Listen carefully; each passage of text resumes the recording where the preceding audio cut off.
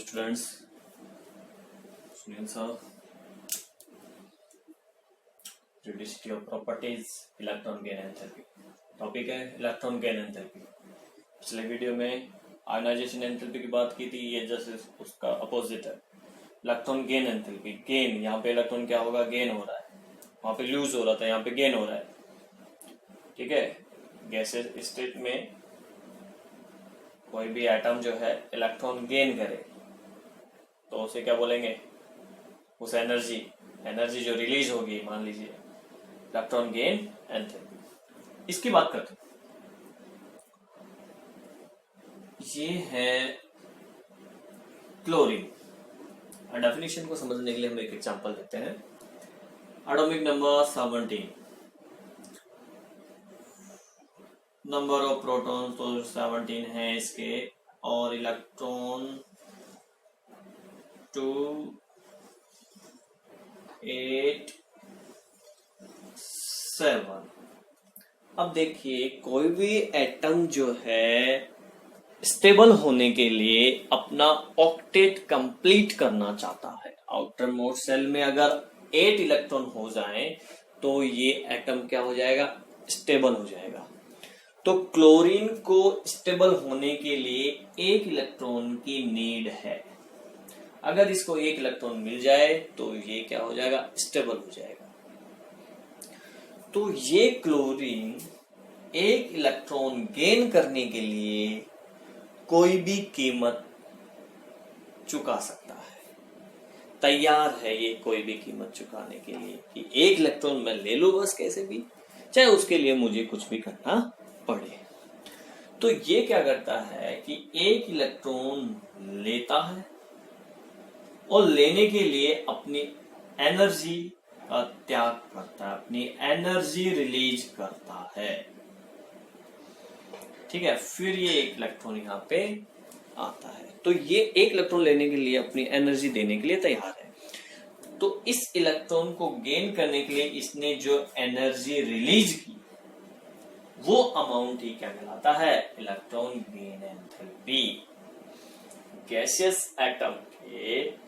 Gaseous atom में electron add करने के लिए जो एनर्जी रिलीज होती है उस अमाउंट को ही हम क्या बोलते हैं, इलेक्ट्रॉन गेन एंथैल्पी।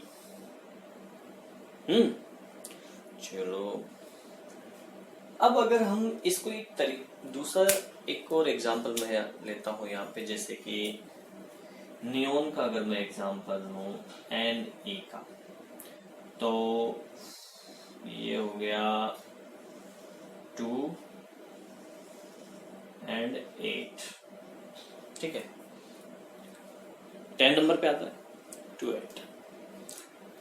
तो इसके आउटर मोस्ट सेल में 8 इलेक्ट्रॉन प्रेजेंट है, मतलब कि ऑक्टेट कंप्लीट होने के कारण ये क्या है, स्टेबल है। ठीक है, तो स्टेबल है इसलिए ये कोई इलेक्ट्रॉन लेना नहीं चाहता।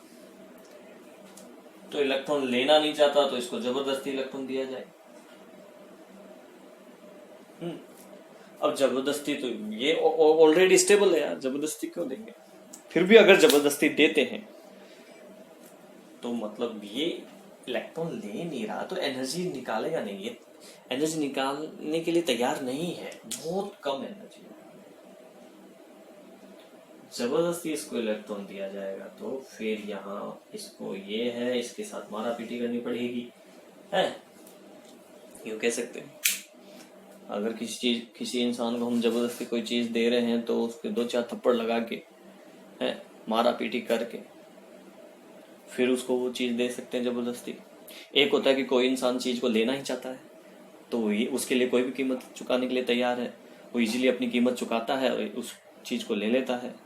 यहाँ पे क्लोरीन ऐसा ही था, अब ये लेना ही नहीं चाहता तो इसको जब दिया जाएगा तो जबरदस्ती दिया जाएगा, यानी कि ये ज्यादा नेगेटिव एनर्जी में निकालेगा, ये ज्यादा एनर्जी यूज करेगा, जिसके कारण से इसकी इलेक्ट्रॉन गेन एंथैल्पी और ज्यादा नेगेटिव में आएगी। देखो, मैं आपको पहले बता देता हूं कि इलेक्ट्रॉन गेन एंथैल्पी जो है उसकी वैल्यू पॉजिटिव और नेगेटिव दोनों होती है।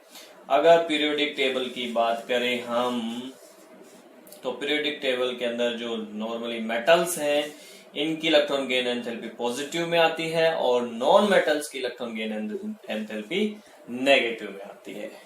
ठीक है, तो अगर हम लेफ्ट टू राइट जाते हैं, ये पीरियड्स हैं, इन पीरियड्स में हम जो है लेफ्ट टू राइट मूव करते हैं तो इलेक्ट्रॉन गेन एंथैल्पी क्या होती है, इंक्रीज होती है। और अप टू डाउन जाने पर इलेक्ट्रॉन गेन एंथैल्पी डिक्रीज होती है। रीजन है लेफ्ट टू राइट जाने पर इफेक्टिव न्यूक्लियर चार्ज क्या हो जाता है, इंक्रीज होता है, जो हम पहले ही पढ़ चुके कि कैसे इंक्रीज होता है। और अप टू डाउन जाने पर इफेक्टिव न्यूक्लियर चार्ज क्या होता है, डिक्रीज होता है, जिसके कारण से इलेक्ट्रॉन गेन एंथैल्पी भी डिक्रीज हो जाती है। ठीक है स्टूडेंट्स, क्योंकि देखो इफेक्टिव न्यूक्लियर चार्ज जितना ज्यादा होगा ना, फिर इसको ये इलेक्ट्रॉन उसी फोर्स से बंधे हुए हैं तो इनको निकालने, ये इलेक्ट्रॉन गेन करेगा तो एनर्जी ज्यादा निकालेगा तब गेन कर सकता है। कोई इलेक्ट्रॉन आ रहा है तो वहां एनर्जी रिलीज करनी पड़ेगी इनको, तभी जगह होगी, यूं कह सकते हैं एक तरह से है। तो इफेक्टिव न्यूक्लियर चार्ज ज्यादा है तो ये अपनी एनर्जी निकाल के थोड़ा डाउन पड़ेगा और इलेक्ट्रॉन गेन कर लेगा, जिसके कारण से इंक्रीज हो जाती है इलेक्ट्रॉन गेन एंथैल्पी। ठीक है, लेफ्ट टू राइट जाने पर electron gain enthalpy increase because effective nuclear charge increase. Up to down जाने पर electron gain enthalpy decrease because effective nuclear charge decrease. ठीक है स्टूडेंट्स, अब इसी में हम नेक्स्ट टॉपिक की अगर बात करते हैं, इसी में हम एक और टॉपिक ऐड कर लेते हैं, ज्यादा लंबा नहीं होगा वीडियो। हमारा टॉपिक है इलेक्ट्रोनेगेटिविटी। टॉपिक है इलेक्ट्रोनेगेटिविटी।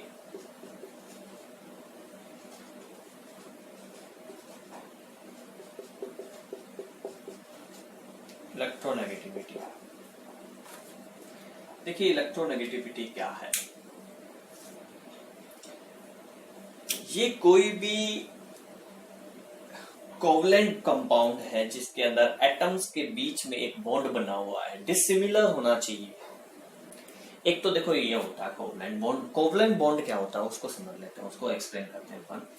फॉर एग्जांपल जैसे कि हम बात करें H2P, हाइड्रोजन, इसके फर्स्ट सेल के अंदर एक इलेक्ट्रॉन, और ये हाइड्रोजन का दूसरा एटम है, इसके भी फर्स्ट सेल में एक इलेक्ट्रॉन। अब दोनों के फर्स्ट सेल में एक एक इलेक्ट्रॉन है, ऑक्टेट कंप्लीट नहीं है, मतलब फर्स्ट सेल में कम से कम 2 इलेक्ट्रॉन होने चाहिए, मैक्सिमम 2 ही होते हैं उसमें, कम से कम 1 और मैक्सिमम 2। तो मैक्सिमम जब 2 इलेक्ट्रॉन होंगे तभी तो ये स्टेबल होगा, तो इन दोनों के पास ही मैक्सिमम 2 इलेक्ट्रॉन नहीं है, तो ये क्या करते हैं, दोनों क्या कर लेते हैं, इलेक्ट्रॉन शेयर कर लेते हैं। इलेक्ट्रॉन शेयर कर लेंगे तो ये कुछ इस प्रकार से इलेक्ट्रॉन शेयरिंग करके बॉन्ड बना लेते हैं। एक एक इलेक्ट्रॉन का इन्होंने शेयरिंग कर लिया। अब इसके पास भी इस सेल में 2 इलेक्ट्रॉन है, ये इसका भी माना जाएगा, और इसके पास भी इस सेल में 2 इलेक्ट्रॉन है, इसका माना जाएगा। तो अब ये क्या हो गया, स्टेबल हो गया, यानी H H मिलके क्या बन गया, H2, H बॉन्ड H। ये जो बॉन्ड बना, इस बॉन्ड को ही कोवलेंट बॉन्ड बोलते हैं।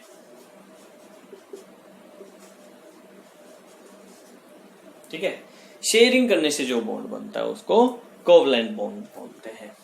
इसी टाइप से ये H और Cl लें तो यहां पे इसके पास एक इलेक्ट्रॉन है, और Cl के आउटर मोस्ट सेल में कितने इलेक्ट्रॉन होते हैं, 7। इसको एक इलेक्ट्रॉन की नीड है, इसको भी एक इलेक्ट्रॉन की नीड है स्टेबल होने के लिए। दोनों इलेक्ट्रॉन का क्या करते हैं, शेयरिंग करते हैं। तो ये हाइड्रोजन और क्लोरीन ने शेयरिंग कर लिया।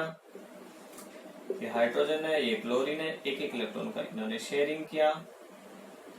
ठीक है, और इसके पास 7 इलेक्ट्रॉन ऑलरेडी है। एक तो यहाँ पे आ गया, और ये second, third, fourth, fifth, six, 7 outermost shell में।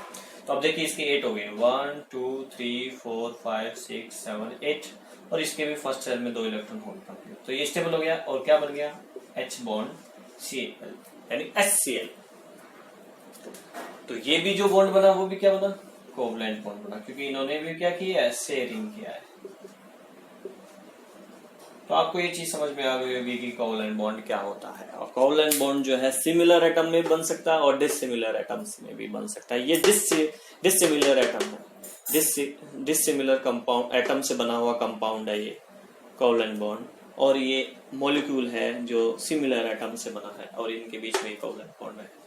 तो यहाँ जो इलेक्ट्रोनेगेटिविटी की बात होगी वो बात होगी इस डिसिमिलर की, सिमिलर की नहीं होगी। क्योंकि जब ये अगर इन्होंने कोई बिजनेस स्टार्ट किया है इक्वल पैसा लगा के, तो बिजनेस जब टूटेगा तो दोनों इक्वल यानी अपना अपना लेके अलग हो जाएंगे, क्योंकि ये जितना पावरफुल है उतना ही पावरफुल ये है, सिमिलर होने के कारण।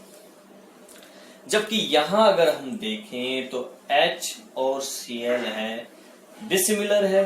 तो अब इसमें बात करते हैं, जब इनका बिजनेस टूटेगा यानी इनका जब ये बॉन्ड टूटेगा तो इलेक्ट्रॉन किस तरफ जाएंगे। कई बार होता है ना कि जो ज्यादा पावरफुल होता है तो वो क्या करता है, पैसों का घपला करके ज्यादा ले लेता है और दूसरे को क्या कर देता है, कम दे देता है दूसरे को। ठीक है, तो यहाँ पे पावरफुल कौन है, सवाल तो ये है कि यहाँ पे पावरफुल वो होगा जिसका इफेक्टिव न्यूक्लियर चार्ज ज्यादा है। अगर इन दोनों को कंपेयर करें, हाइड्रोजन और क्लोरीन को, तो क्लोरीन का इफेक्टिव न्यूक्लियर चार्ज ज्यादा है।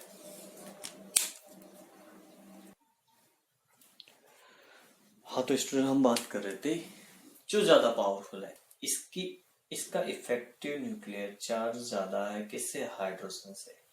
दोनों को अगर कंपेयर करें तो क्लोरीन का इफेक्टिव न्यूक्लियर चार्ज है ज्यादा किससे, हाइड्रोजन से। इसके हाइड्रोजन में 1 प्रोटॉन होता है, क्लोरीन में कितना होता है, 17 प्रोटॉन प्रेजेंट है। ठीक है ना, तो इस वजह से क्या इफेक्टिव न्यूक्लियर चार्ज ज्यादा है। वापिस जाता हूँ, बीच में कई बार क्या है कभी कभी लाइट चली जाती है। तो अब इफेक्टिव न्यूक्लियर चार्ज ज्यादा इसका है, तो ये जो बॉन्ड शेयरिंग के जो इलेक्ट्रॉन है, एक इलेक्ट्रॉन इसका है, यहाँ पे लिख देता हूँ मैं एक मिनट,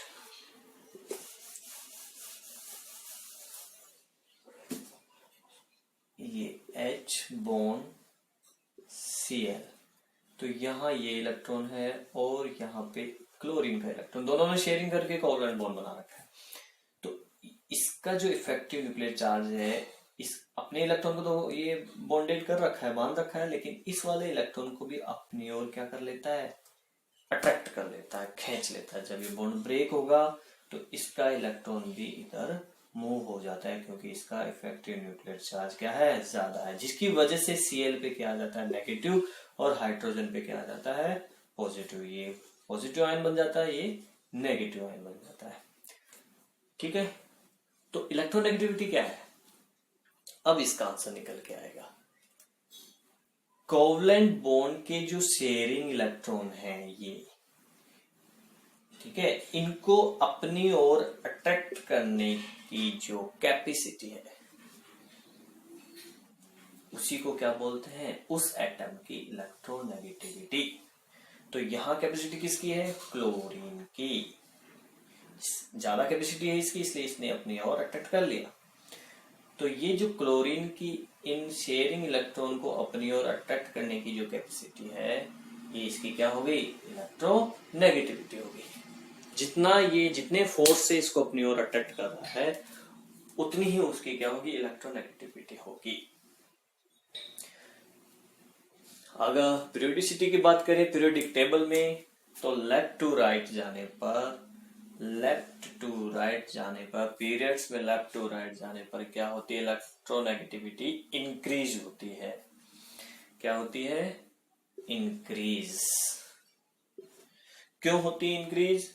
क्योंकि साइज एटम का क्या हो जाता है, डिक्रीज होता है। एटम का साइज आपने देखा होगा लेफ्ट टू राइट जाने पर क्या होता जाता है, डिक्रीज होता जाता है। तो अब यहाँ पे डिस्टेंस देखिए, ये ज्यादा है, ये कम है, ये और कम है, ये और कम है, ठीक है। तो इस वजह से क्या है कि यहाँ छोटा साइज होने के कारण जो ये कोवलेंट शेयरिंग इलेक्ट्रॉन वो क्या है, न्यूक्लियस के पास पड़ते हैं, जिसके कारण से उनपे इफेक्टिव न्यूक्लियर चार्ज क्या लगेगा, ज्यादा लगेगा, और नंबर ऑफ प्रोटॉन्स भी ज्यादा होते हैं, ठीक है। इसलिए वो ज्यादा तेजी से खींच लेंगे, उनको ज्यादा फोर्स से अपनी ओर खींच रहे, इसलिए इलेक्ट्रोनेगेटिविटी क्या है, इंक्रीज हो जाती है। जबकि अप टू डाउन जाने पर, ग्रुप में अप टू डाउन जाने पर साइज क्या होता है, बड़ा होता जाता है, साइज बड़ा हो जाता है। अब देखिए यहाँ पे साइज बड़ा हो गया, तो यहाँ इलेक्ट्रॉन यहाँ पे है, ये डिस्टेंस है, ये डिस्टेंस है, ये डिस्टेंस है। तो आपको क्लियर नजर आ रहा है कि यहाँ पे जो शेयरिंग इलेक्ट्रॉन प्रेजेंट है, ये जो शेयरिंग इलेक्ट्रॉन है वो इस न्यूक्लियस से ज्यादा डिस्टेंस पे है, जबकि इसके कम डिस्टेंस पे, इसके और कम डिस्टेंस पे, इसके और कम डिस्टेंस पे है। तो अप टू डाउन जाने पर क्या होता है, इलेक्ट्रॉन नेगेटिविटी डिक्रीज हो जाती है, क्योंकि साइज क्या होता है, इंक्रीज हो जाता है। तो डिक्रीज इसलिए हो जाती है क्योंकि इस न्यूक्लियस का force, attractive force in electrons पे क्या लगेगा, कम लगेगा, क्योंकि ये दूर है ना, इस वजह से। और ये पास है तो ज्यादा लगेगा, इस पे और ज्यादा लगेगा, इस पे और ज्यादा लगेगा। इसलिए अप टू डाउन जाने पर इलेक्ट्रॉन नेगेटिविटी डिक्रीज होती है, बिकॉज साइज इंक्रीज होता है। अगर पूरी पीरियोडिक टेबल में बात करें, पूरी पीरियोडिक टेबल में सबसे ज्यादा इलेक्ट्रोनेगेटिविटी किस एलिमेंट की होती है, तो वो है आपका फ्लोरीन। फ्लोरीन की इलेक्ट्रोनेगेटिविटी सबसे ज्यादा होती है, जो कि 9 नंबर पे आता है। एटॉमिक नंबर कितना है इसका, 9 है। हैलोजन है, ये फर्स्ट हैलोजन है 17 ग्रुप के अंदर। 17 ग्रुप में फर्स्ट मेंबर फ्लोरीन है। इसकी सबसे ज्यादा इलेक्ट्रोनेगेटिविटी होती है, क्योंकि इसका साइज एक तो कम है, और इस वजह से साइज कम है बहुत ज्यादा, और इफेक्टिव न्यूक्लियर चार्ज भी जो इससे छोटे साइज के हैं उनसे ज्यादा है, जिसके कारण से ये इसकी इलेक्ट्रोनेगेटिविटी ज्यादा होती है। Thank you students.